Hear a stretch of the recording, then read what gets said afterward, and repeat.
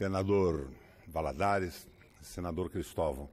Senador Cristóvão, Vossa Excelência não estava no plenário agora há pouco, quando eu anunciei que estava formatando um projeto para colocar o Instituto do Perdão do Código Canônico na legislação brasileira, para evitar recursos e mais recursos em função da atitude do nosso futuro ministro da Justiça.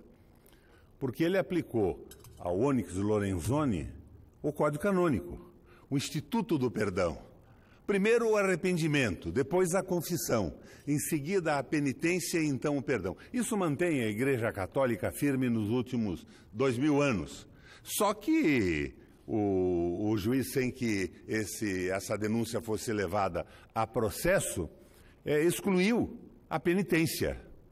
Não cobrou nenhuma penitência, absolveu logo o Lorenzoni, que é um parceiro seu no futuro ministério do presidente Bolsonaro. E eu determinei ao meu gabinete que formatasse, então, uma forma de incluir na legislação penal do Brasil essa prerrogativa dos juízes, sem processo, poderem indultar os criminosos baseados no Código Canônico. Afinal, parece que nós temos aí um governo de inclinação cristã e sionista, não é? Conforme os anúncios de ligações internacionais. Mas o que me traz ao plenário agora não é isso. A sociedade brasileira, senador Cristóvão, saiu das últimas eleições tão confusa quanto entrou. A campanha foi pobre em termos políticos. A polarização se deu, em muitos casos, em termos de comportamento individual e não de propostas fundamentais. Nesse aspecto, não houve grandes diferenças entre os candidatos. O tema da corrupção sequestrou o debate. É curioso, mas há poucos ocorreu que corrupção é tema da polícia e da justiça, não da presidência da República. O presidente da República é aquele que traça os grandes rumos do país, a grande estratégia, e não alguém que sai por aí a caçar corruptos. Os presidentes da República devem ter mais o que fazer. Na minha interpretação, o resultado da eleição refletiu uma profunda decepção da sociedade com a elite política do Brasil. Não apenas com o PT, que coletivamente levou a pecha de partido corrupto, de forma injustificada, mas contaminando a todo o sistema partidário. E a razão disso é óbvia. A situação objetiva da maioria do povo está péssima, muito ruim mesmo.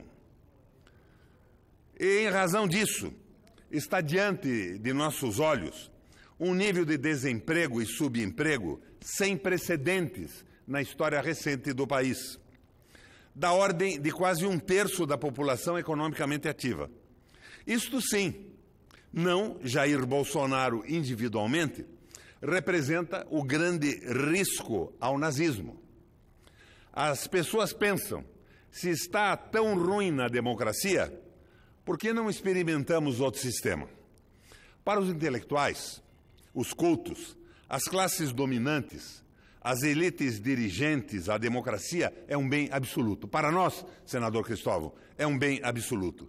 Para os pobres e os muito pobres, o valor absoluto é a comida para si e para a família, garantida por um emprego regular. Os candidatos, todos eles, não souberam captar esta mensagem de grande parte da população. Como também não captaram a segunda maior preocupação dos pobres, a segurança pública. Isso foi colocado por um dos candidatos de forma absolutamente emocional, prometendo enfrentar bala com mais bala. Diante desse discurso superficial e patético, os demais candidatos ficaram intimidados. Não surgiu em todo o debate presidencial a indicação de uma estratégia para enfrentar a questão da segurança politicamente. Isso não é surpresa. Não há política de segurança por cima de uma realidade miserável atingindo quase 1/3 da população. As classes médias e as elites cultas têm a ilusão de que com mais polícia e mais equipamentos de segurança, assim como com inteligência, o mantra mais recente e menos compreendido pelo povo, vai se resolver o problema da segurança e assegurar a tranquilidade das metrópoles onde moram os ricos. Sim, é uma ilusão. A realidade de pobres e ricos se interpenetram nas cidades, pelo menos enquanto não se construírem muros que os separem fisicamente. Assim será quando a democracia não subsistirá no mundo real da nossa vida comunitariamente dividida. É impossível que numa sociedade dividida dessa forma a democracia prevaleça. O mais surpreendente nessa eleição não foi o resultado. O mais surpreendente foi a campanha. Ela ignorou a maior crise econômica real da nossa história, conduzida de forma deliberada pelo neoliberalismo tosco de Michel Temer. Os críticos do PT, em suas avaliações da situação brasileira, saltaram diretamente do período Temer para o período Lula, não reconhecido pelas políticas sociais, mas identificado sobretudo pela corrupção. Já os defensores da candidatura do PT insistiram nos ganhos sociais de Lula, omitindo a política de Michel Temer, responsável direto pelo afundamento do Brasil em desemprego e absolutamente indiferente a uma política de pleno emprego. Note-se que nos últimos anos a queda acumulada do Produto Interno Bruto caiu 8%, algo inédito na história econômica do nosso país. Eleição é sempre campo de decisão emocional e não da razão. Em termos rigorosamente racionais, defendi Dilma Rousseff contra o impeachment, por concluir que não havia motivo racional para isso. Usando a razão, combati, como continuo combatendo, o governo Temer, com suas políticas antipovo e antinacionais.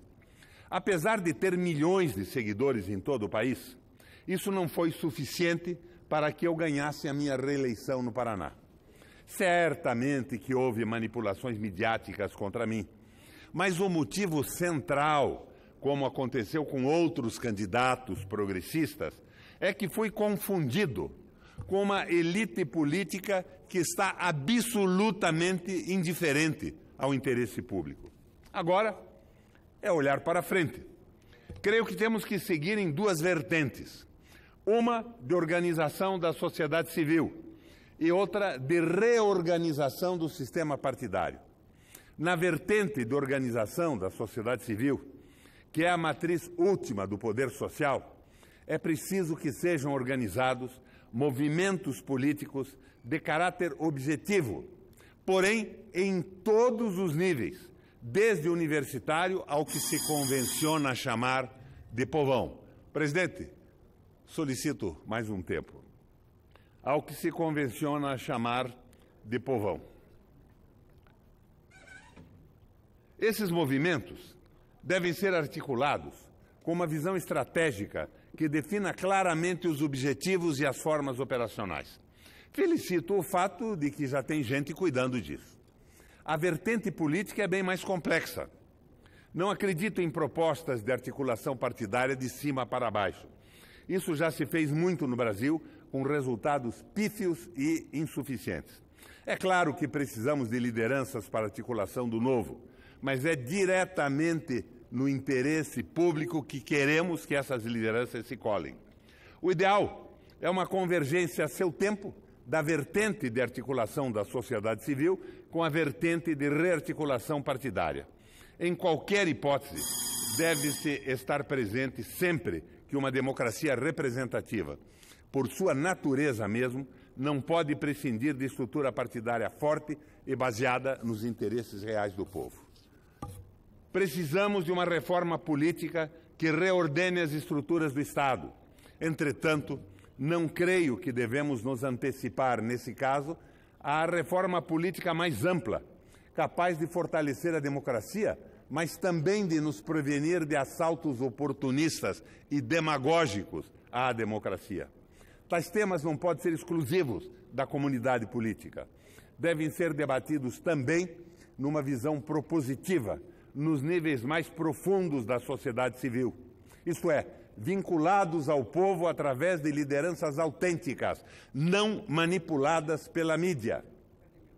Isso é fundamental.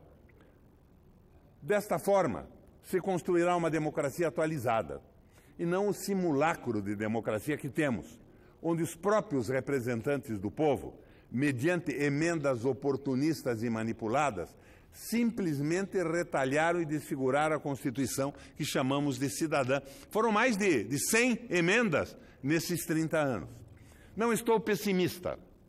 Com visão realista, enxergo oportunidades à frente, resultantes das próprias contradições de um governo que nasce sem estratégia, sem planejamento, sem equipe coerente, em uma palavra, sem rumo claro.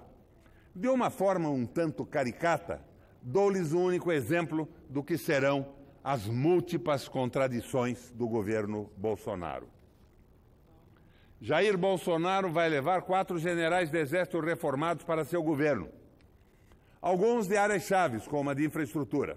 Ora, Bolsonaro herdará de Temer a emenda 95, que congela os orçamentos públicos. As senhoras e senhores senadores acreditam que os 4 generais se conformarão com o orçamento congelado devido às graças do super-ministro Paulo Guedes? É Paulo Guedes o nome desse especulador que assume a condução da política do Brasil hoje. Eles que se virem. Não aprovaram todas as medidas de Temer com vistas a aprofundar o neoliberalismo no Brasil? Não aprovaram os cortes sucessivos de gastos públicos? Não pretendem aproveitar em sua equipe e nas suas propostas o que entendem como grande legado do governo Temer? Nós nos colocaremos na posição recomendada por Cristo aos apóstolos. Vigiai e orai. Se no meio das banalidades e inconsequências que vêm por aí aparecer, por acaso, uma ou outra medida em favor do povo, estamos dispostos a considerar em termos de caso a caso. No conjunto, a nossa posição, por enquanto, é de esperar. E não se espere que não nos omitiremos enquanto vozes da oposição, quando se tratar de materialização de medidas, como as sugeridas por pronunciamentos recorrentes de Bolsonaro e de seu super-ministro na direção contrária ao processo de civilização do Brasil. Obrigado pela tolerância do tempo, presidente.